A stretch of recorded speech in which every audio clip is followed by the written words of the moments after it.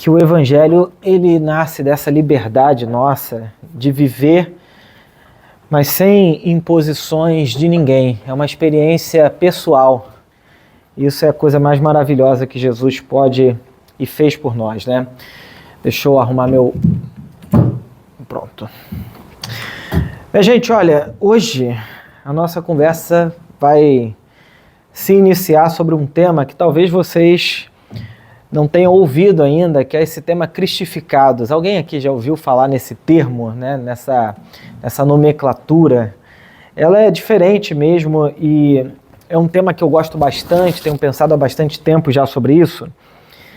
E bom, ser cristificado é um termo que provavelmente surgiu assim por um teólogo chamado Teilhard de Chardin, teólogo francês, em que nós, por causa de Cristo, vamos, digamos assim, deixando Cristo criar raízes dentro de nós, se expandir dentro de nós, crescer dentro de nós, né? Porque muita gente pensa que o resultado de caminhar com Jesus é se tornar cristão.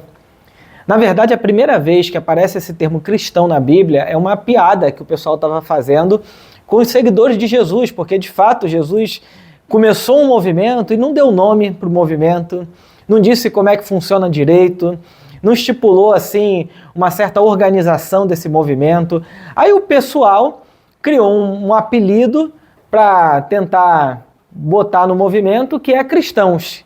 Quem são esses? Pequenos cristos. Esse nome pegou, mas é um apelido. Tem gente que pensa que o resultado de andar com Jesus, por exemplo, é se tornar protestante, né? Para quem é protestante, eu tenho que dizer, não, se você andar com Jesus, você vira um protestante como eu, ou o católico vai dizer, não, você vira católico. Mas na realidade isso é um grande problema, porque em 2000 anos de história da igreja, a gente só começou a construir essas nomenclaturas muito depois da vida de Jesus, né? Até o mesmo termo católico, apostólico, romano veio 400 anos depois de Cristo. Porque os primeiros cristãos, eles entendiam que alguém que está andando com Jesus, o destino final dessa pessoa não é entrar numa religião, mas é se tornar em alguém. No que eu me torno quando me torno cristão? Eu me torno uma pessoa parecida com Jesus. Essa talvez seria a resposta mais imediata dos cristãos no primeiro momento, no primeiro século. O que eu estou chamando de ser cristificado. Isso de propósito porque ser cristificado é, digamos assim, passar por esse processo de uma certa metamorfose, onde Cristo ele vai criando raízes e nos transformando de dentro para fora. E aí alguns autores me ajudam a pensar nisso, como Teilhard de Chardin, que eu acabei de falar, um teólogo francês. Ele tem uma frase, hoje eu coloquei um esboço um pouquinho mais organizado aqui, ele diz o seguinte: o nosso universo é um universo que está se cristificando.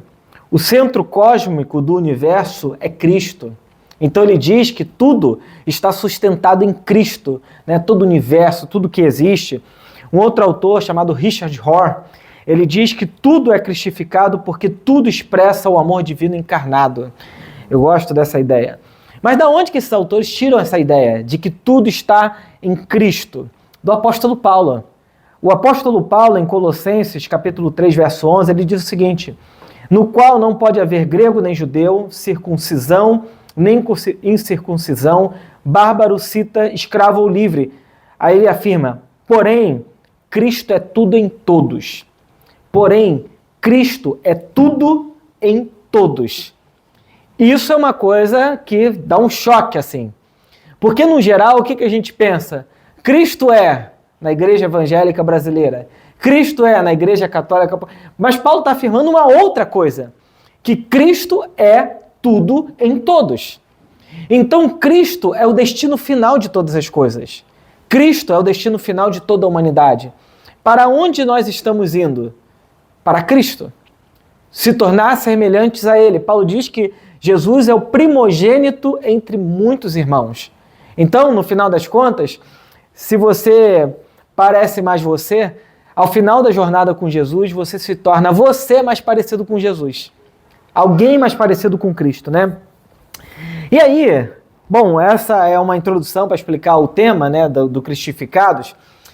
A Dani e o Júlio fizeram uma recomendação de filme para mim, para a Lid, que é Pobres Criaturas. Eu recomendaria muito todo mundo assistir, se você não for muito sensível assim a questão, talvez moral, né? Mas é um filme, uma arte que eu acho incrível, assim. Eu tô até pensando em assistir de novo para assimilar um pouco o que foi aquele filme, que o negócio é incrível, intenso, bonito, cheio de provocações. Não dando spoiler, mas, bom, isso talvez qualquer trailer que você for assistir, você vai ver. A história do filme é de uma mulher de corpo adulto e o seu pai, né, digamos assim, o seu criador, que ela chama de God no filme, ele pegou o cérebro de um bebê e colocou nela. Então, basicamente, é uma adulta com o cérebro de um bebê e que no seu processo cerebral vai amadurecendo, vai deixando de ser criança e se tornando adulta no corpo de uma mulher já, né? E esse processo de transformação muito interessante, ela vai descobrindo o mundo, descobrindo um monte de coisa, não vou dar mais spoiler do que isso, depois assisto o filme, me parece muito com aquilo que o Evangelho faz com a gente. Todos nós aqui, quando nos encontramos com Cristo, é o corpo de um adulto e talvez na nossa consciência, uma consciência pequena ainda do Evangelho. E o que vai acontecendo dentro de nós é esse processo onde o Evangelho vai ganhando corpo. O Evangelho vai crescendo na nossa consciência e ganhando corpo nas nossas práticas, na nossa vida, em nossas ações.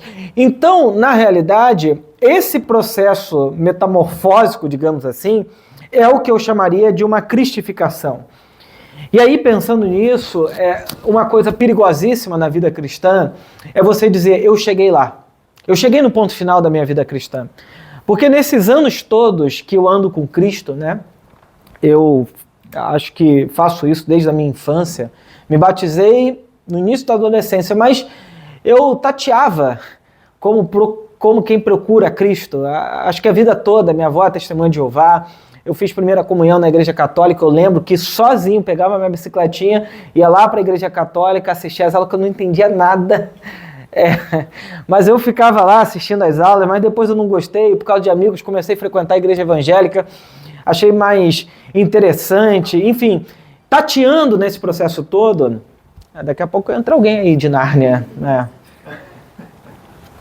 Tateando nesse processo todo, eu fui aprendendo a Jesus e estou aprendendo até hoje. Eu tenho lido alguns autores mais recentemente que eu falo, olha, isso aqui eu nunca vi, eu nunca conheci esse negócio, isso está mudando a minha percepção, a minha maneira de ler teologia, porque nada é mais perigoso do que ficar estagnado na vida, do que ficar parado no tempo, do que ficar olhando para trás, olhando para as coisas que já passaram, e enquanto o Evangelho diz assim, vamos crescer, vamos amadurecer. Paulo diz, olha, eu prossigo para o alvo da minha soberana vocação em Cristo Jesus. É um progresso a vida cristã, né? E o autor, a pessoa que eu vou falar hoje aqui, nessa noite, é uma pessoa que progrediu muito na vida dela. É uma pessoa que mudou e mudou várias vezes na vida dela e que provavelmente você nunca ouviu uma pregação sobre ela. Alguém quer chutar de quem que eu estou falando? Aí vocês estão pensando no nome mais esquisito do Antigo Testamento, não? Você já sabe que eu vou falar do Evangelho de Marcos e eu vou falar sobre o autor do Evangelho de Marcos. Quem é essa pessoa? Então, durante aí talvez alguns meses a gente vai estudar só a vida de Jesus relatada por Marcos, pelo Evangelho de Marcos. Cada evangelista tem a sua própria percepção de Jesus e Marcos também tem a dele. E quem foi esse Marcos aqui que escreveu o Evangelho? Bom, primeiro ele não foi apóstolo, ele não andou com Jesus como os 12 andaram, né? Então nem ele e nem Lucas, né, do Novo Testamento, dos 4 evangelhos, somente Mateus e João andaram com Jesus. Marcos e Lucas buscam outras fontes para relatar a vida de Jesus. Marcos, provavelmente seu nome é João Marcos, ele cresceu num lugar muito central e importante para a igreja. Se vocês já leram a Bíblia no livro de Atos, vocês lembram que os discípulos ficaram numa casa orando e o Espírito foi derramado naquela casa. Aquela casa onde o Espírito foi derramado em Atos 2 é a casa da mãe desse camarada aqui, Maria, né? O nome Maria vem do hebraico Miriam. Tinha um monte de Maria no Novo Testamento. Mãe de Jesus era Maria, Miriam, né? E a mãe de João Marcos também era Maria. Esse local foi usado por Jesus, essa casa foi usada por Jesus várias vezes, Jesus se hospedou nessa casa. E depois que a igreja nasceu, em Atos 2, se tornou, digamos assim, uma base onde a pregação do evangelho acontecia. Só que Marcos, ele era ou adolescente ou criança quando essas coisas todas aconteceram. A morte de Jesus. Mas tem um relatozinho no final do evangelho de Marcos, que é como se ele estivesse inserindo na história, que a Bíblia diz que Jesus foi pego no Getsemane para ser julgado e depois crucificado.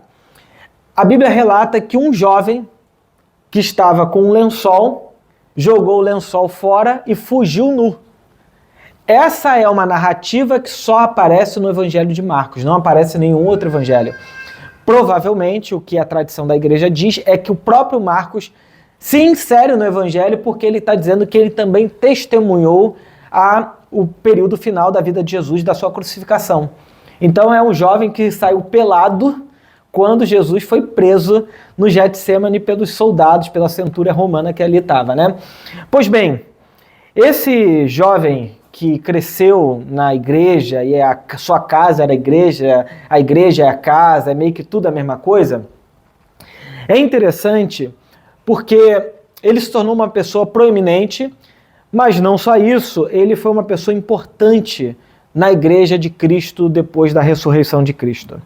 Tem um autor chamado Papias, que foi discípulo de João, e Papias diz o seguinte: Marcos, ele foi intérprete de Pedro, e que recebe de Pedro as tradições, referências ao ensino e obras de Jesus Cristo, baseado nas quais ele recebeu dos evangelhos. Embora sem seguir uma ordem cronológica, ele não alterou em nada o que recebeu. O que acontece? João Marcos estava na igreja nascente. Pedro não falava grego.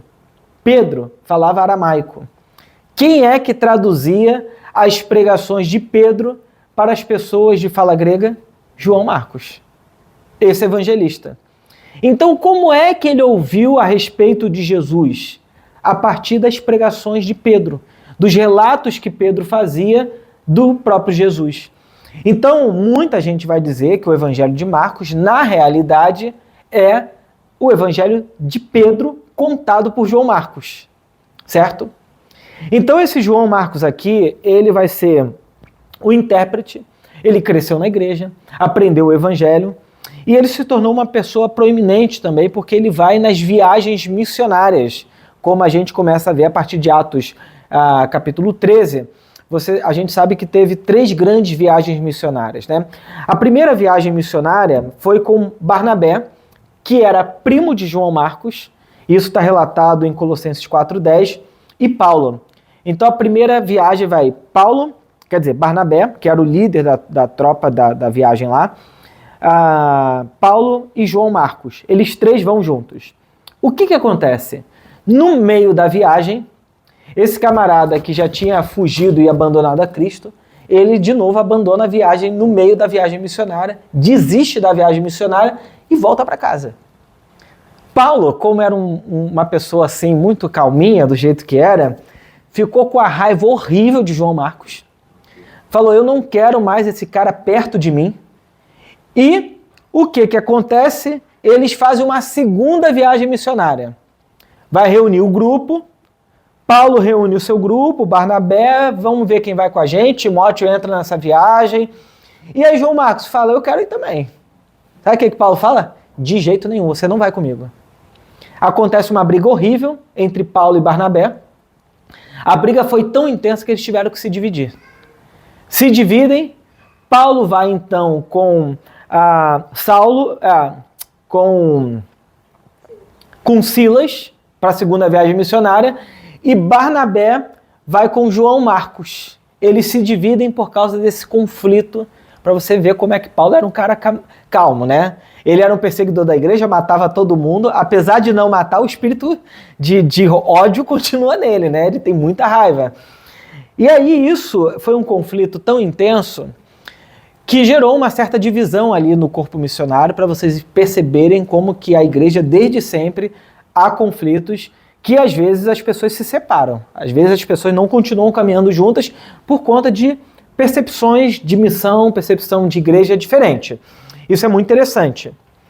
Bom, Paulo faz a terceira viagem missionária quando ele é preso em Roma. Passa 10 anos desse acontecimento, 10 anos que Paulo se divide com João Marcos, e aí Paulo, na prisão em Roma, manda uma carta para Timóteo e ele diz o seguinte: Timóteo, tá frio aqui em Roma, então traga minha capa, porque tá frio, os meus livros e também me traga João Marcos, porque agora ele é útil para o trabalho que eu tenho. Você perceba que 10 anos depois dessa divisão, provavelmente Paulo mais envelhecido, falando, cara, eu fiz uma grande besteira, por que eu fui me separar daquele menino que era adolescente ainda? João Marcos agora era um adulto. E aí o que a tradição diz é que João Marcos vai para cuidar de Paulo na prisão em Roma. E fica lá até a morte de Paulo, até Paulo ser decapitado. Então isso é muito interessante porque é um camarada que começa a sua vida aprendendo com Pedro, alguém que abandona Jesus também como os 12, vai vivendo uma trajetória complicada. Imagina você, gente, Paulo era o maior líder da igreja daquela época. Imagina o apóstolo Paulo dizendo, você não trabalha comigo. Se ele não tivesse muita cabeça, se não tivesse Barnabé do lado dele, porque Barnabé, ele recebeu o título de o filho do Espírito Santo. Barnabé era um cara calmo, encorajador, pacífico, que cuidou de Paulo também durante um período importante da vida de Paulo. Então Barnabé tinha um espírito mais brando. Se fosse hoje, né, nessa coisa, por exemplo, da psicologia, talvez a gente encaixaria Barnabé como uma pessoa mais fleumática, enquanto Paulo era colérico até o tutano. Era um camarada que fez o que fez porque tinha muita explosão de trabalho, mas por outro lado, era uma pessoa assim, devia de ser difícil de lidar com Paulo. Não era fácil, não. Não pense vocês que, apesar de ter escrito o que escreveu, ter sido uma pessoa brilhante, era uma pessoa extremamente difícil, né, de lidar com ele. Pois bem, esse João Marcos, que começa a vida dessa maneira, vive a trajetória que vive, vai trabalhar com Paulo no final da vida, ele tem um final muito interessante, que é relatado por Eusébio de Cesareia, o primeiro historiador da igreja, que diz que João Marcos, depois da morte do apóstolo Paulo e de Pedro, ele se torna o líder de uma das maiores cidades do mundo antigo, que é a cidade de Alexandria, que atualmente é a Turquia. Ele vai para lá pregar o evangelho, muita gente começa a se converter, de modo que os alexandrinos ficam com tanta raiva de João Marcos por conta da conversão que estava havendo na cidade, que eles amarram uma corda no pescoço de João Marcos e uma outra corda no cavalo. O cavalo vai andando e ele morre assim nas ruas da cidade, de alguém enforcado e exposto como vergonha pública para aquela cidade. Bom, a gente sabe que ele se tornou um grande líder, se tornou uma pessoa importante e terminou a sua vida de maneira muito trágica. Mais trágica, mas alguém completamente comprometido com Jesus. Aquele que fugiu lá atrás, que começou tendo complicações, abandonou a primeira viagem missionária, voltou para a casa da mãe, literalmente. Depois teve uma ajuda, foi crescendo, até que no final da sua vida ele se entrega por causa de Cristo. Morre dessa maneira como um líder da cidade de Alexandria, hoje Turquia, né?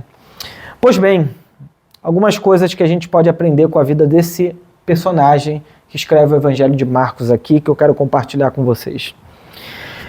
Em primeiro lugar, eu queria dizer o seguinte, que não importa muito como a gente começa a vida. Não importa muito nem como é o meio do caminho da nossa vida. Porque muita gente pensa que é o começo que determina o fim. Mas quanta gente nasceu em casas que são verdadeiros palácios e terminou a vida muito mal. Terminou a vida de maneira trágica. Ou muita gente que teve uma história interessante, mas que não termina a vida bem, né? Por exemplo, eu amo alguns cantores brasileiros, tipo Cazuza, Elis Regina. Eu e a Lidiane, a gente se amarra, ouve muita música deles. Mas eu acho que eles terminaram mal, assim, a vida de um jeito muito trágico, muito doído, assim. Pessoas incríveis, mas que terminaram mal, né? A Elis, do jeito que terminou, o Cazuza. O próprio Michael Jackson, que foi o maior, talvez, cantor de todos os tempos, né? O maior produtor, uma inteligência absurda, termina a vida muito mal. Porque, às vezes, a gente fica muito focado no início da vida da pessoa, ou às vezes até no meio. Mas eu diria que o que importa é, talvez, como a gente termina, né? Porque o ladrão da cruz, que teve um encontro com Jesus ali, provavelmente teve a vida meio complicada, assim, mas termina muito bem. Ele termina ouvindo Jesus: hoje mesmo estarás comigo no paraíso. Quer um final melhor do que esse? Quer um final de história melhor do que esse? Isso é maravilhoso, né? E isso só acontece quando a gente permite se cristificar, permite com que Cristo entre no nosso coração. Veja, João Marcos começa jogando lençol, saindo pelado no meio da noite, no meio da floresta, abandona a primeira viagem missionária, tem uma série de complicações, mas termina como alguém que ama Cristo, como alguém que ama Jesus. Eu lembro, gente, que no meu segundo ano de faculdade de teologia, a Lidiane lembra bem disso também, porque eu falava com ela nessas coisas, e eu lembro que o primeiro ano foi ótimo, encontrei vários amigos, a gente conversava bastante, era muito bom o pessoal do quarto ano, mas eles foram embora, se formaram, e eu fiquei lá meio que sem amigo, num conflito, estava no meio da faculdade, muito ruim, e eu doido para voltar, falei: eu quero saber, eu vou desistir disso aqui. Foi muito ruim, a experiência estava muito difícil, morava num quarto que a gente chamava de pombal, pra vocês terem ideia do luxo que era, né? Muito difícil, entrei numa depressão, assim, muito complicada, e eu queria desistir daquilo, falei: acho que isso não é para mim não, meu pai falando: volta para casa e tal. Mas eu lembro que numa noite, eu assistindo um vídeo de uma cantora dos Estados Unidos, ela fez uma ministração que de alguma forma aquilo entrou no meu coração e eu permaneci ali, né? Terminei a faculdade, obviamente, estou aqui. Mas existem momentos que a gente pode até desistir de tudo. Dá errado, fracassar mesmo, deu ruim. Mas isso não é o final da nossa história.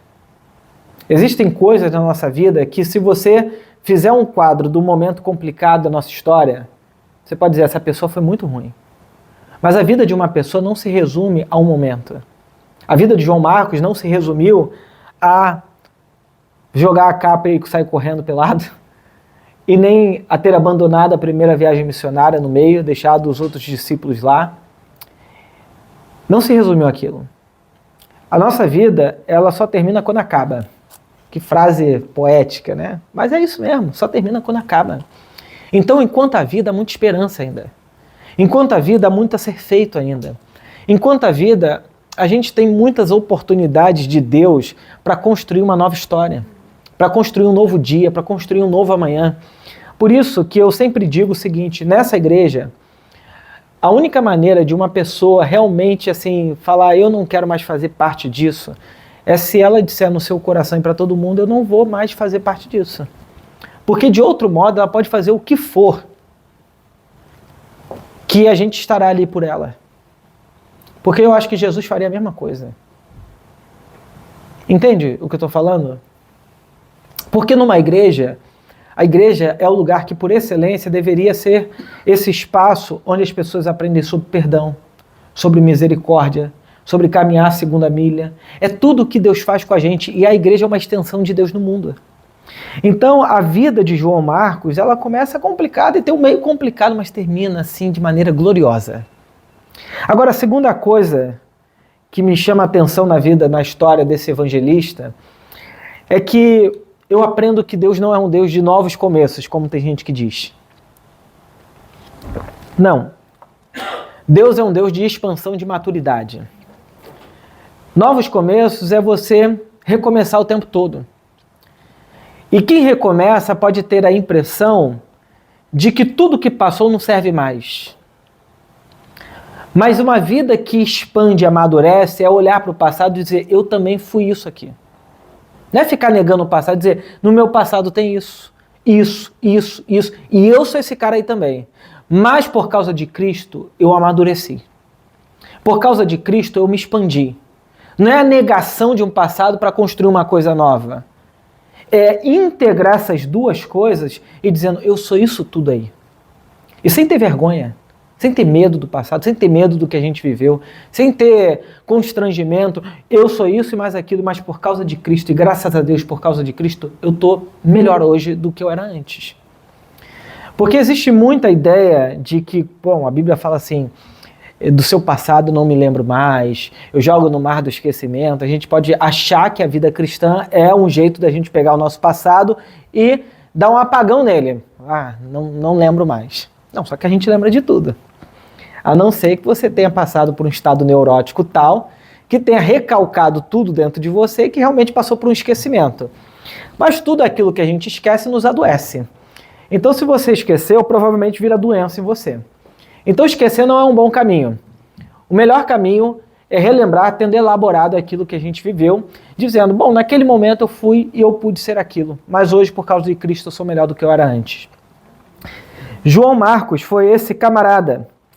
Porque o que importa para Deus e na vida não é se você tem recomeçado muitas vezes. O que importa para Deus e na vida é se por causa da consciência de Cristo você tem avançado, tem crescido, tem amadurecido dentro de você sobre quem você é. Então, para mim, a vida cristã é um caminho de maturidade e não um caminho de ruptura com a própria história para construir uma coisa nova.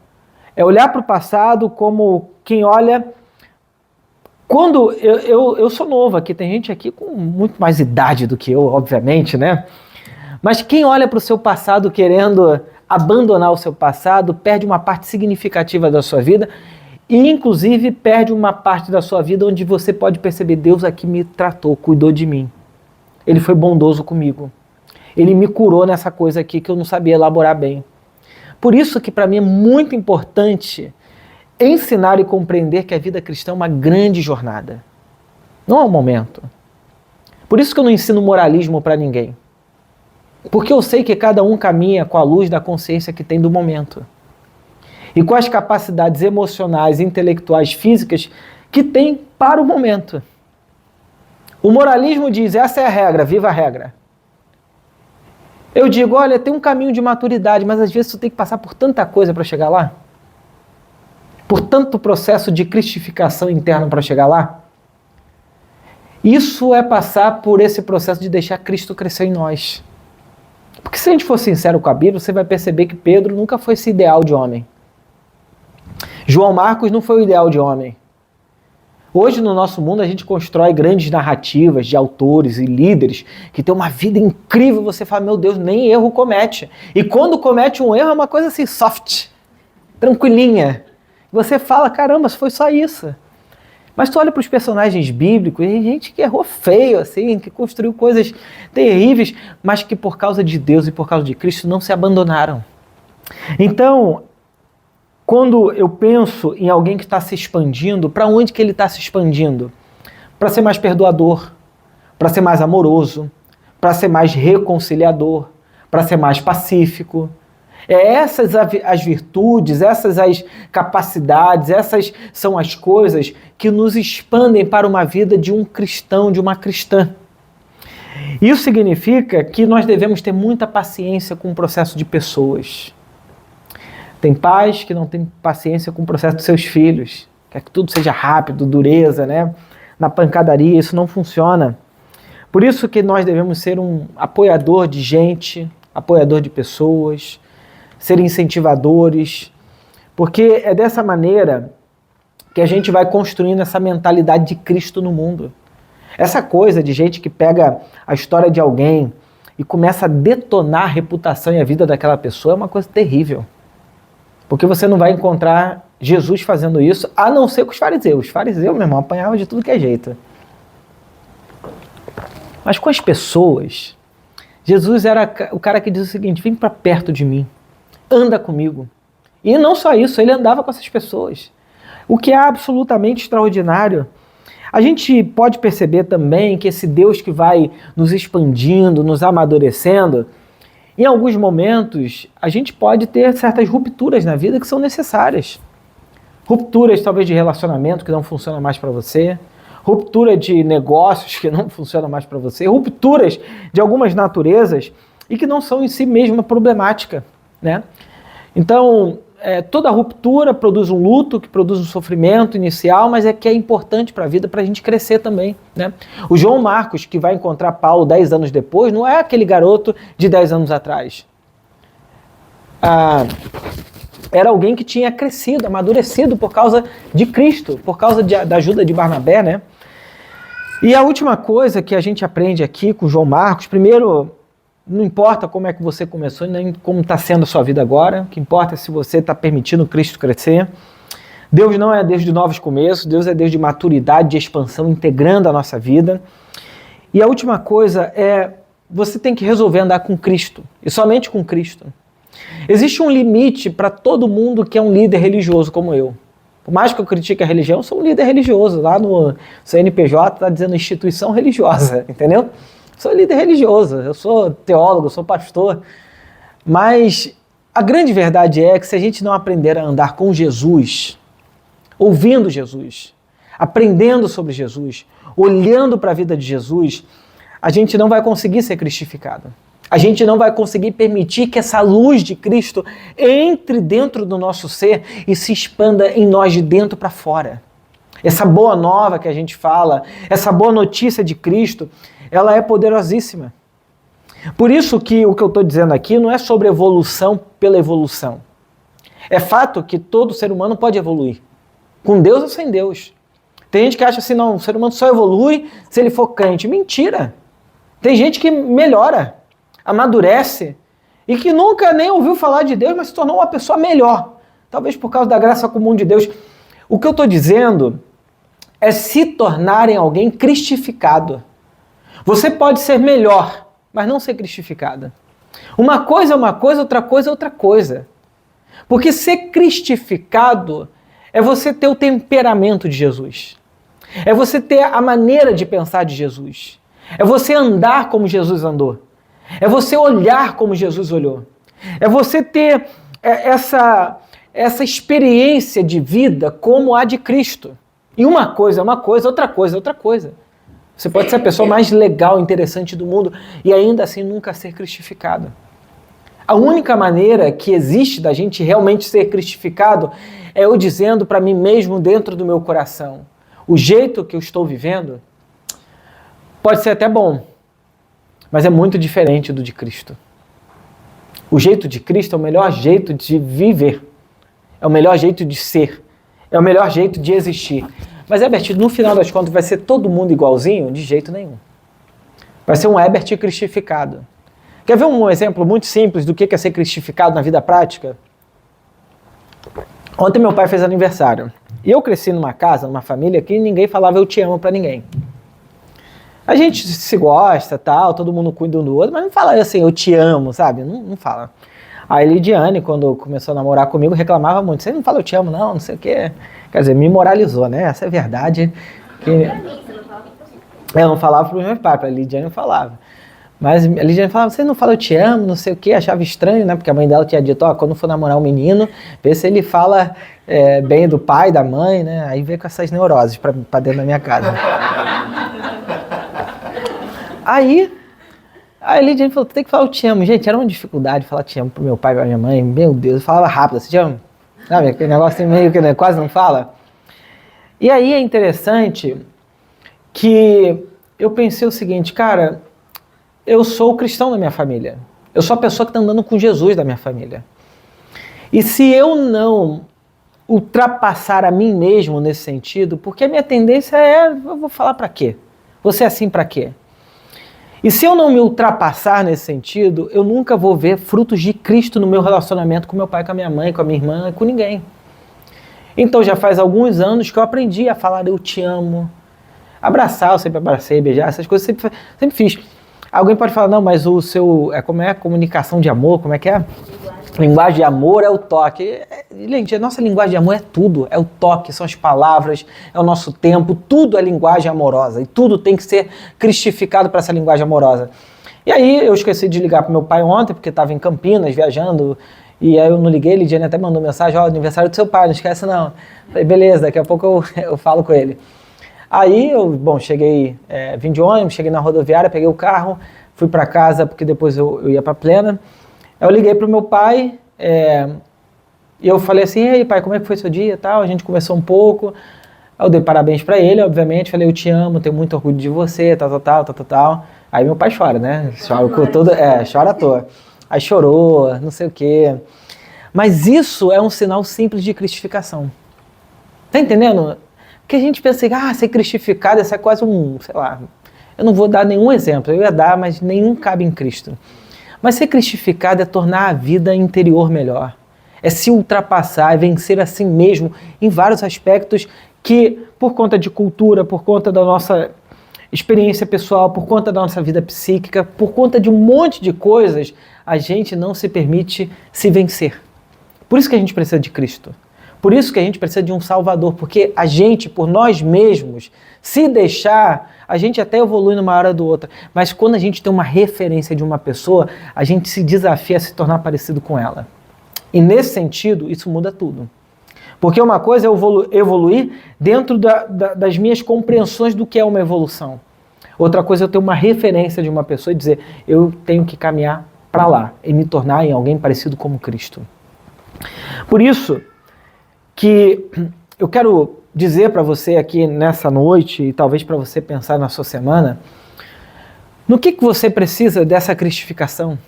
Aonde? Qual hora da sua vida? Talvez você é uma pessoa muito dura, muito difícil, e você tem que atravessar a si mesmo dizendo, eu preciso cristificar a minha dureza, o meu jeito duro de lidar com as coisas, a minha maneira grosseira. A gente tem que cristificar isso. Mas por outro lado, tem pessoas que são passivas demais e que precisam cristificar a si mesma para que tomem posição na vida. Para que digam, até aqui você vai, daqui você não passa. Eu tenho limites também, eu sou uma pessoa. Você não pode invadir meu mundo, você não pode me destruir, você não pode me devorar. E a cristificar também. Entende que a cristificação não é uma única coisa? São processos de mudança interna que produz realidades externas em nós. Se cristificar talvez seja lidar melhor com a sua esposa, com a sua família, com seus filhos. É que aqui não tem filho, né? Assim, novo. É óbvio que tem filho, mas assim, talvez seja lidar melhor com os pais, lidar melhor com o dinheiro. Tem tantas áreas da nossa vida e que cada um de nós vai olhando e pensando, como é que eu posso cristificar isso? Como é que eu posso tornar Cristo o Senhor dessa área da minha vida? Porque se a gente deixar, a gente vai produzindo pequenas mortes sem perceber e dizendo, eu sou assim mesmo. E quando a gente tem Cristo, isso não pode acontecer na nossa vida.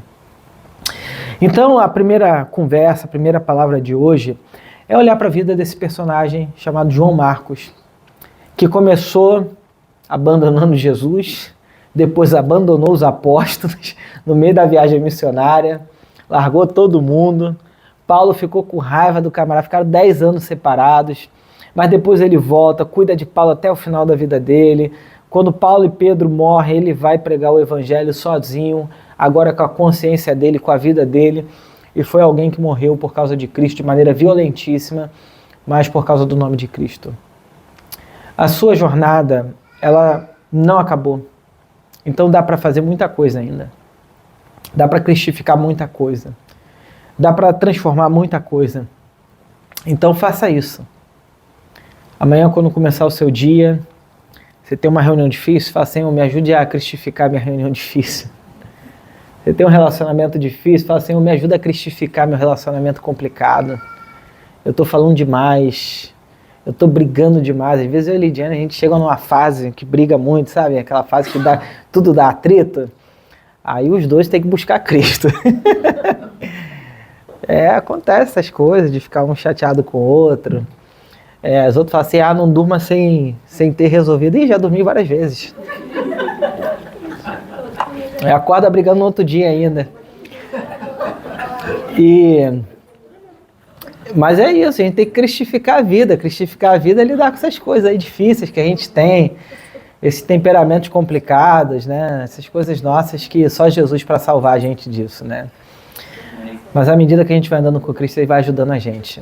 Ele vai sendo assim, dá a mão para mim aqui, anda perto de mim, anda comigo que eu vou ser esse teu Salvador que você tanto precisa. Amém, minha gente, amém. Quero terminar orando, agradecendo a Deus por esse domingo, por esse encontro.